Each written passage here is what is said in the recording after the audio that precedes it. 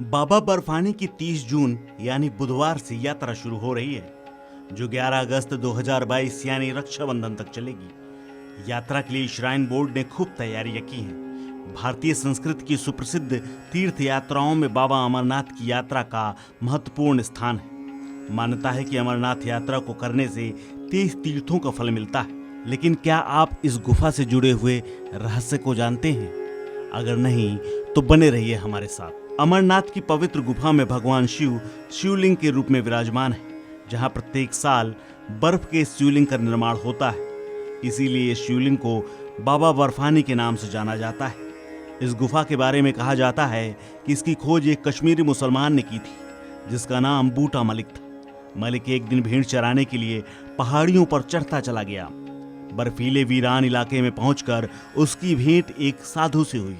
साधु ने बूटा मलिक को हाथ सेकने के लिए कोयले से भरी हुई एक कांगड़ी यानी हाथ सेकने की सिगड़ी दी। घर पहुंचकर उसने कोयले की जगह उस पर सोना पाया तो बेहद हैरान हुआ।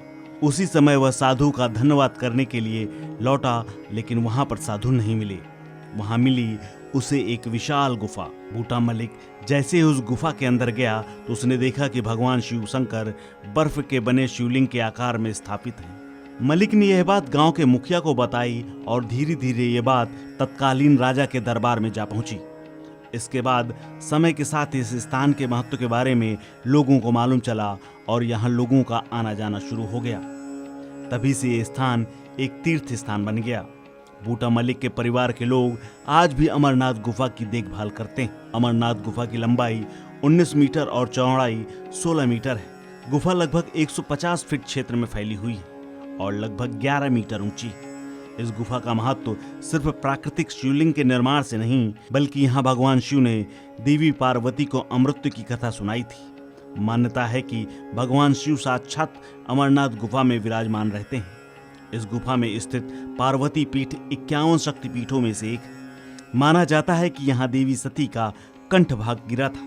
अमरनाथ गुफा में बनने वाले शिवलिंग की ऊंचाई चंद्रमा के घटते बढ़ने के साथ घटती बढ़ती रहती है। दरअसल माना जाता है कि पूर्णिमा के दिन शिवलिंग अपने पूरे आकार में होता है, वहीं अमावस्या तिथि को शिवलिंग का आकार कुछ छोटा हो जाता है। इस पवित्र शिवलिंग पर लगातार बर्फ की बूंदें टपकती रहती हैं, जिससे लगभग 10 से 12 फीट ऊंचा शिवलिंग का निर्माण हो जाता है। बता दें कि पवित्र गुफा हिमालय पर्वत पर करीब 4000 मीटर की ऊंचाई पर स्थित है।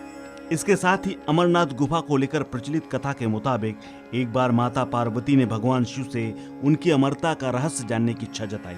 इस पर भोलेनाथ ने इसी गुफा में उन्हें मां पार्वती को कथा सुनाई, लेकिन वो बीच में ही सो गईं। उनके साथ शुक के अंडे में बैठा शुक पक्षी यानी तोता कथा सुन रहा था। मां पार्वती तो सो गईं, लेकिन सुखदेव ने पूरी कथा सुन ली। शुक बाद में वेद व्यास के पुत्र ऋषि सुखदेव के नाम से प्रसिद्ध हुए। इस खबर में फिलहाल इतना ही। अपडेट्स के लिए बने रहिए वन इंडिया हिंदी के साथ।